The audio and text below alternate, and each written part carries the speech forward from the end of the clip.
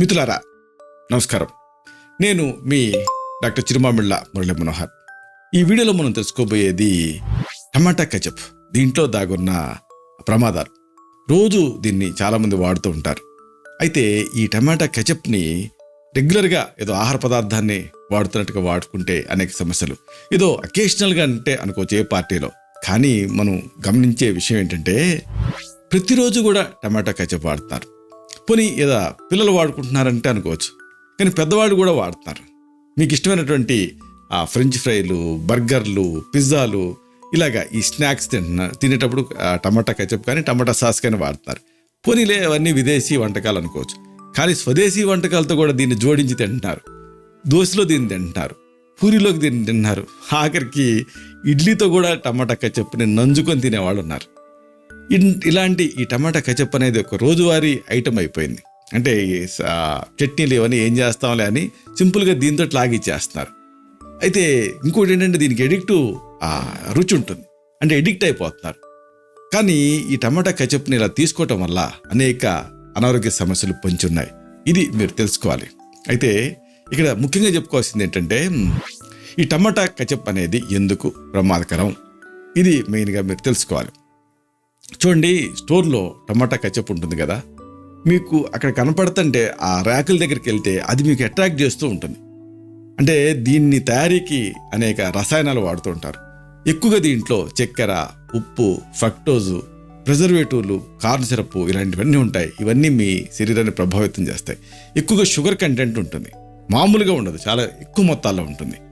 ఆ తర్వాత salt content కూడా దీంట్లో చాలా ఎక్కువ ఉంటుంది. సాల్ట్ అనేది మీకు తెలుసు కదా, వైట్ పాయిజన్స్లో షుగర్ ఒకటైతే సాల్ట్ మరొకటి. అలాగే ఈ టమాటా కాన్సన్ట్రేషన్ తక్కువ ఉంటుంది. అంటే టమాటా మీకు తిక్కుగా కనపడుతుంది కదా, దాంట్లో అనేక అంశాలు చేర్చుతూ ఉంటారు. అంటే బ్రోమినేటెడ్ వెజిటబుల్ ఆయిల్స్ ఇలాంటివి అనేకం చేర్చి దాన్ని తిక్కుగా తయారు చేస్తారు. కానీ ఒరిజినల్ టమాటా దాంట్లో తక్కువ ఉంటుంది.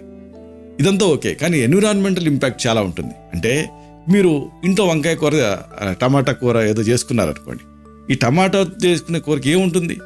కానీ ఒక టమాటా కెచప్ తయారు చేయాలంటే మీరు ఆలోచించండి.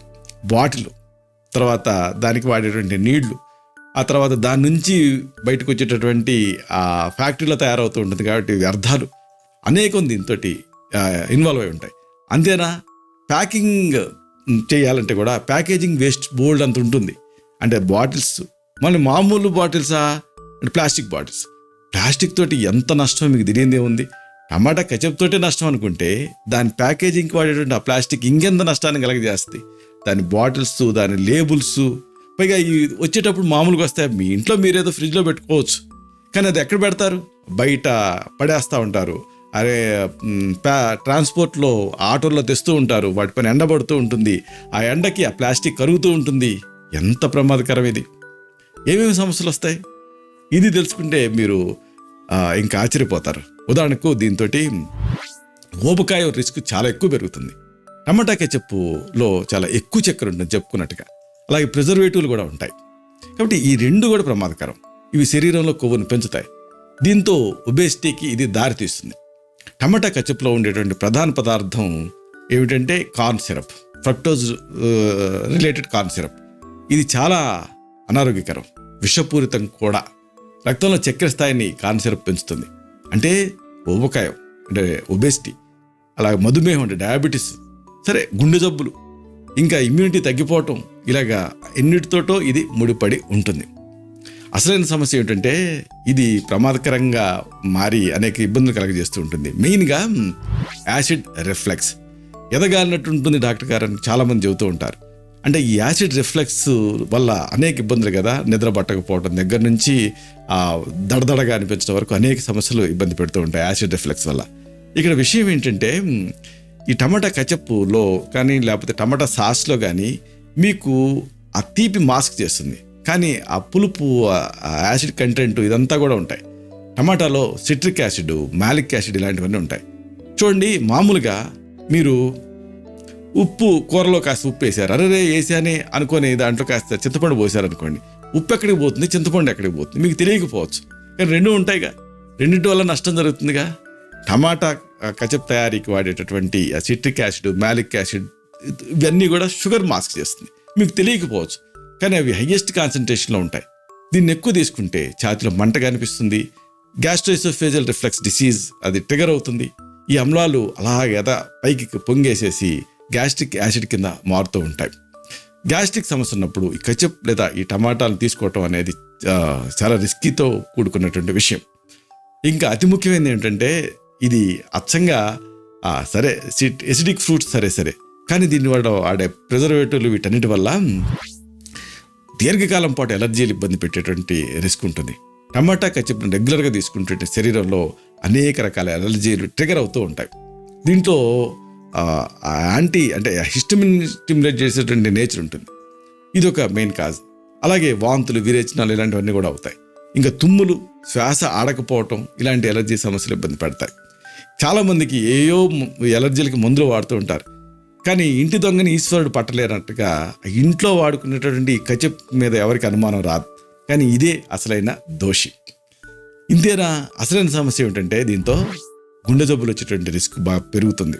ఇది ఇంకొక ప్రమాదకరమైన విషయం.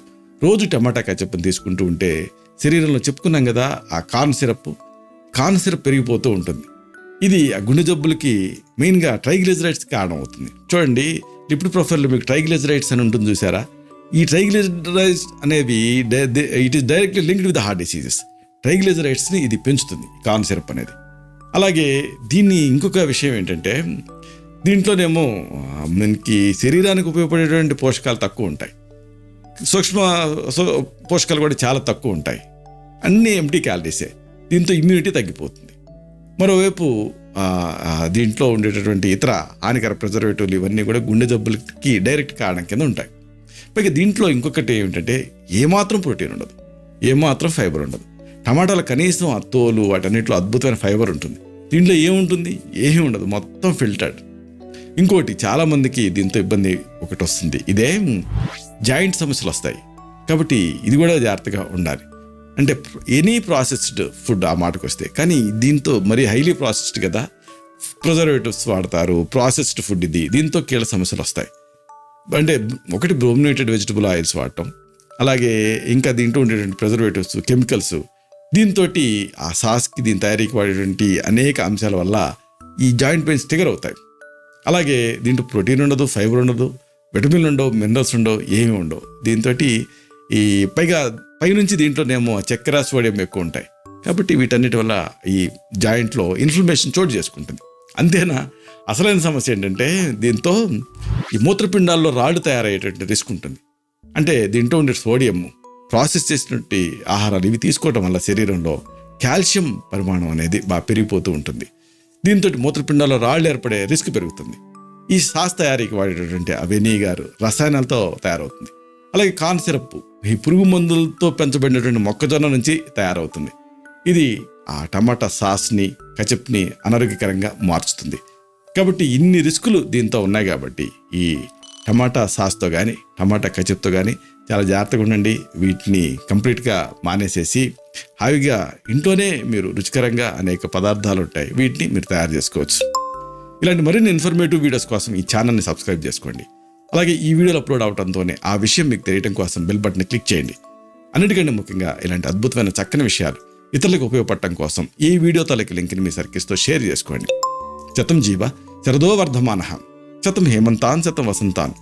100 శరత్తులు, 100 హేమంతాలు, 100 వసంతాలు వర్ధిల్లుతూ జీవించండి. Stay healthy, stay happy, be positive, keep smiling, stay safe. Love you all. శుభం.